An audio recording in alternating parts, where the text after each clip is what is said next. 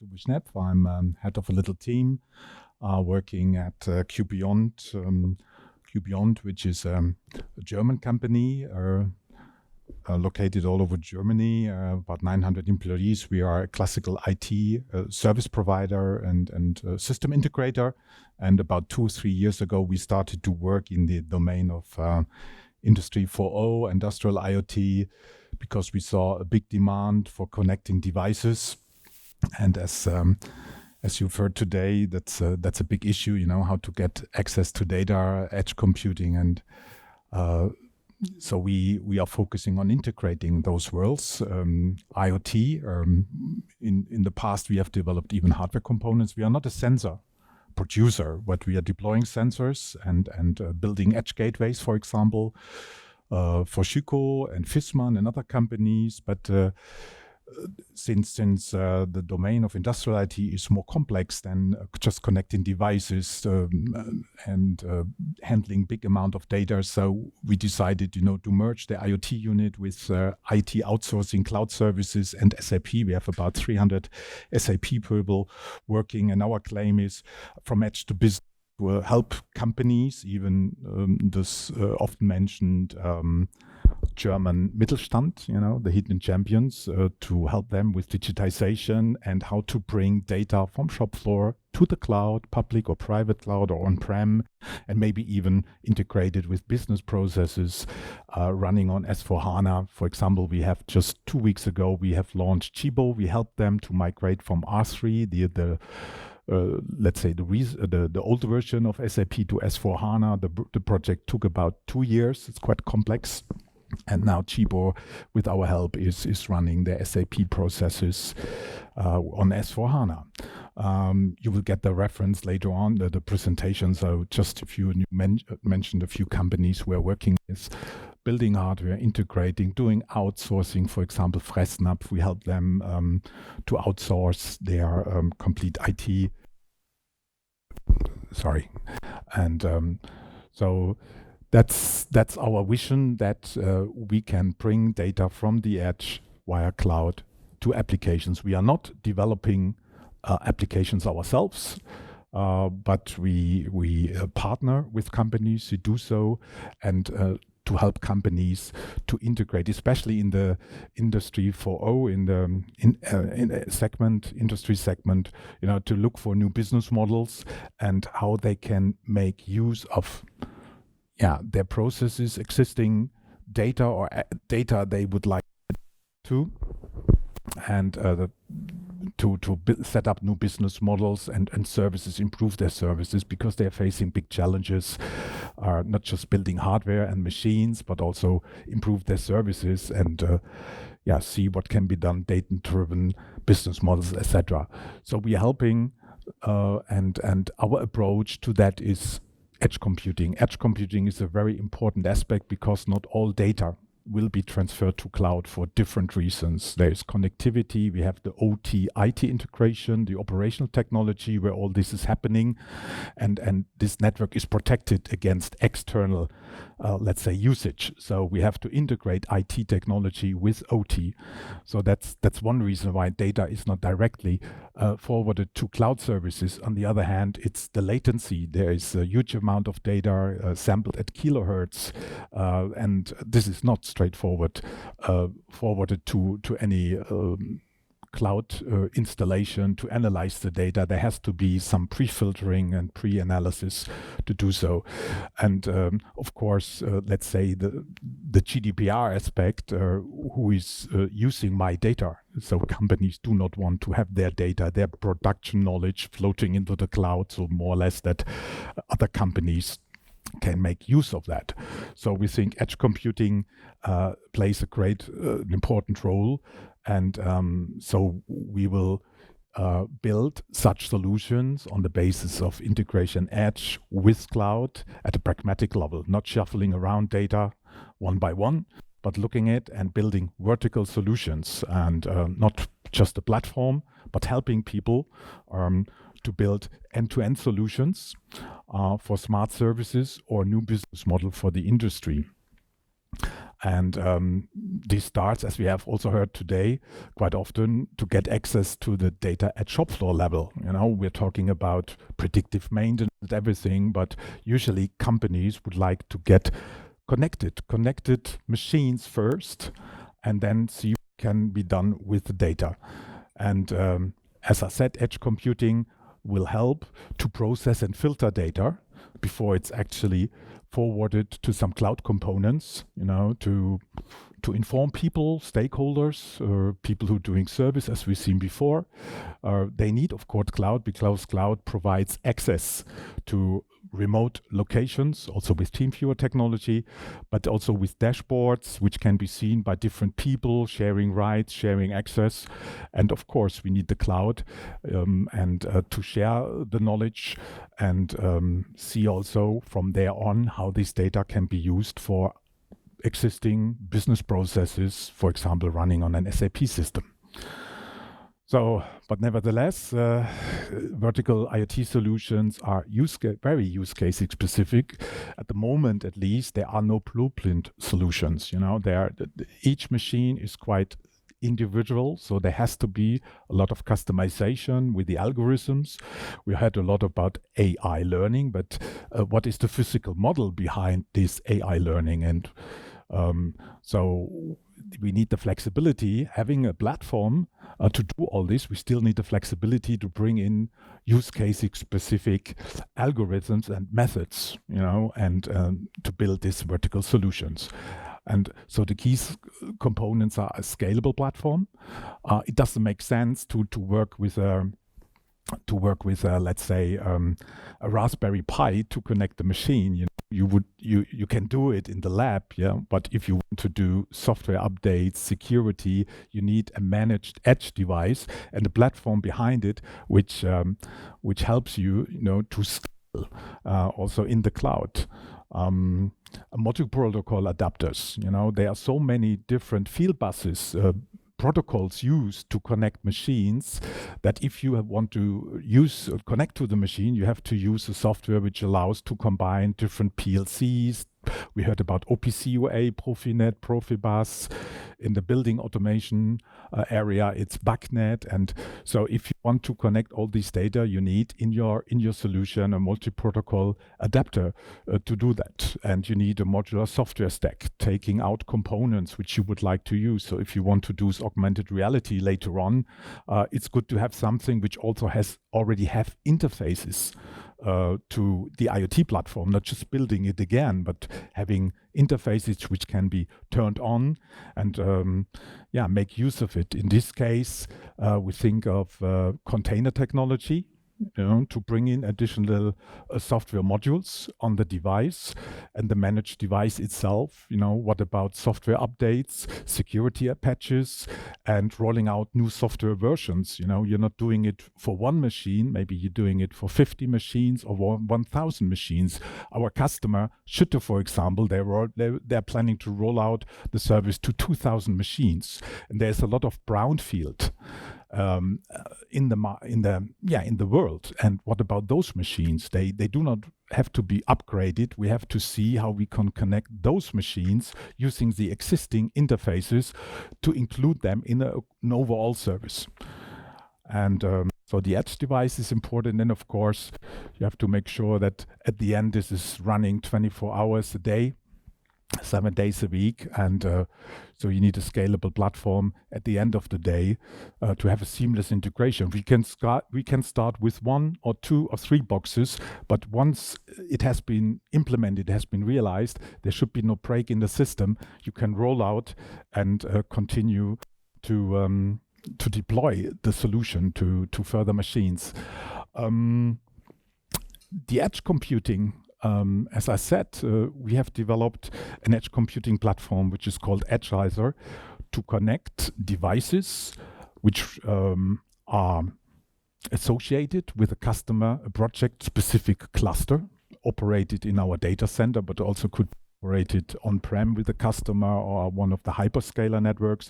And this cluster knows about the edge devices which are assigned to this cluster and provides a web-based interface in a protected VPN environment to upload software containers and automatically deploy those software containers, which are basically apps, as you know from your smartphone. By drag and drop, you can send out software to dedicated edge devices or groups of devices, maybe even mass rollouts of a new version. And the platform provides connectivity to the applications where the data is used. And we do it in a secure way. That means on the device already there is a VPN connection communicating with a cluster. And so it's a protected way to communicate with the edge devices. But this is just one building block, and provides the technical infrastructure to handle devices and, for example, roll out digital twin applications, whoever is building that, right? As far as hardware is concerned, we are partnering with Advantech, which is one of the leading industrial PC vendors. They have a scalable portfolio of edge gateways or edge devices. These components, these little micro data centers, they are not just gateways anymore. They are called gateways, but actually they are mini computers or even more powerful, having different interfaces, serial interfaces, network interfaces, or even video grabber cards in it to run machine learning applications dealing with visual inputs. So these edge devices, they communicate with the Edgeizer platform, and I will present you 1-2 examples how that can be used to roll out the notion of digital twin. For example, our customer CIDT is deploying. CIDT is a very typical Mittelstand example. It's a company based in Cologne. They produce multi-spindle automatic machines, grinding machines, highly specialized machines, and 50% of the production even goes to China and worldwide. In the past, they have helped their customer in emergency cases using TeamViewer remote access, for example. I have the example I will show in a minute. But they wanted to create a new service, a smart service, helping their customer to do 24/7 condition monitoring of those machines and still have remote access to the machine, and help also to configure the machines in operation, and though reducing the necessity for on-site visits even worldwide. You know, even nowadays it's impossible to get staff to the customer site to install machines or to do support. So more of these services are done remotely via network. And additionally, of course, they wanted to increase the machine availability. They wanted to show their customer the SLAs they have committed. And in the past, they couldn't do that. You know, they didn't have access to the data. And so they were looking for a new solution.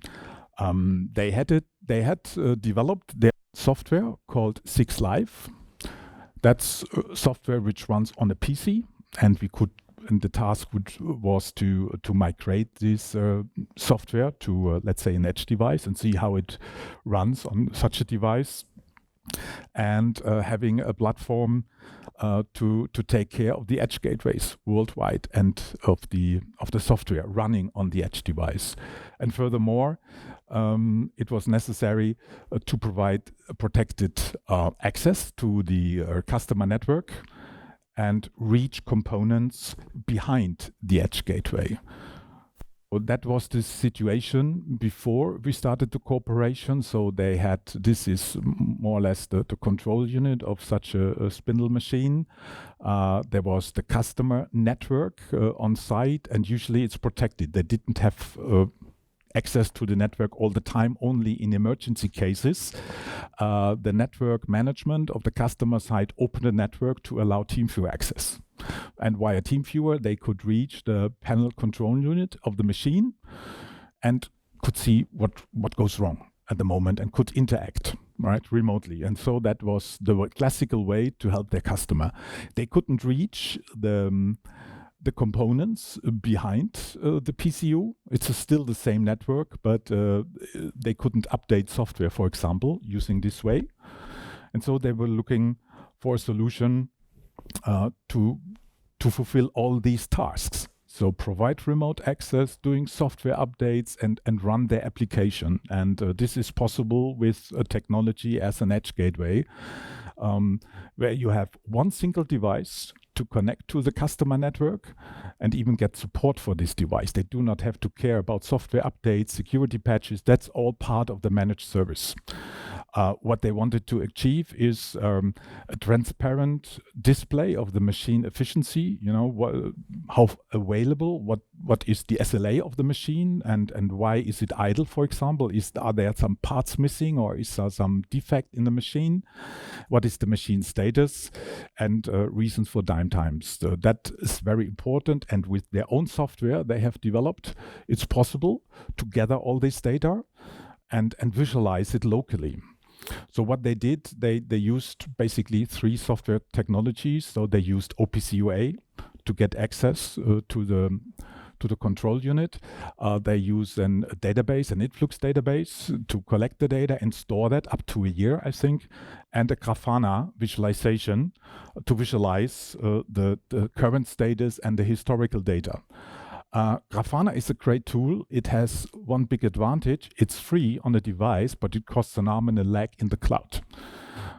So what they did, they run Grafana on the edge device, but they do not transfer the data to the cloud because of those reasons, because it's too cost intense, it just costs too much.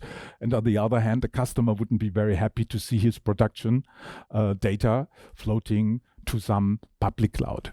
So this is the application running, and this was the target of Schütte, to bring this technology to the machine and discuss with their customers to provide permanent access, because they need access to the data to see that, and still do the support and improve the efficiency of the machine and help the customers. And this is what we do now for Schütte, is that we place these edge gateways, this edge device in front of the machine using OPC UA, and via the Edgeiser platform, the VPN connection, the operator in Schütte in Cologne can see the status of the machine. There's a permanent link, so that they can access the machine anytime. And here on the device, port forwarding mechanisms have been provided, so they can even reach the NCUs of the machine to do software updates, etc. That's quite unique and cannot be done with other solutions. So that's something we developed for this type of application. And the project now starts to roll out at larger scale. What has been achieved, Schütte put his software into containers and deployed it in this Kubernetes style of container environment running on our edge gateway. If you want to get more information about the type of service we are using, the technology, my colleague Thomas Schramm will be more than happy to explain it to you at our booth. And they are connecting now from the headquarter to those machines, to the edge devices, and see the network and the status of the machine. And we even had some first security audits with pilot customers, because that's an important issue. If the customers of Schütte have to open their network, provide constant uplink connectivity of the edge device, that's an issue, of course. The security people of the customer would like to get involved and deeply involved and check the security. And we have started to deploy that at first pilot customers. And during this year, we will start to roll out the solution to more customers and put it under operations. We will prepare standard security audits, and since we have learned now what aspects are important to Schütte customers, and we put it in a standardized security audit document, and so to help customers, new pilot customers or target customers, to improve. And one of the next important steps is also to connect the device from China So we have partners from China mainland, which help us to set up a VPN connection, everything under the regulation of the Chinese government, but there are solutions. And so each device will be able to connect via such VPN service through the Chinese wall to our cluster operated in our data center in Hamburg, and then Schütte can see the devices even running in China, which is very important to the customers, to Schütte. Yeah, that's one digital twin as Schütte has developed.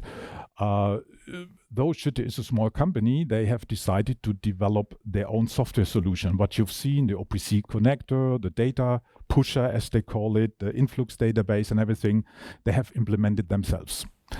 Not all companies have the capabilities to develop their own software solution. They are looking for more or less ready to play solutions to do a similar job.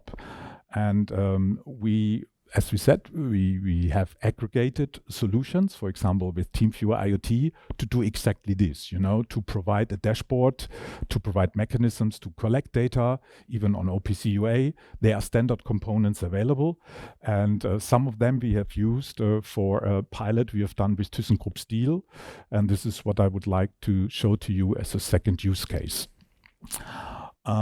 In Duisburg, on the steel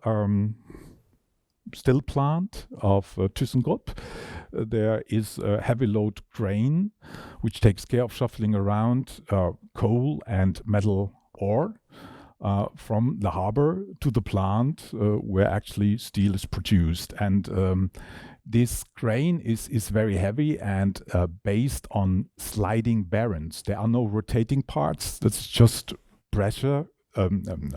Grease is pressed into the bearing, and once the crane is moving, this grease is heating up and taking care of the friction. And if there's something going wrong for some reasons, the crane is stopped, the operation is stopped, or more or less the steel factory is affected. And we have used, or we are using our product called EC Edge, which is a collection of containers which run on a similar edge gateway as used for the Schütte case.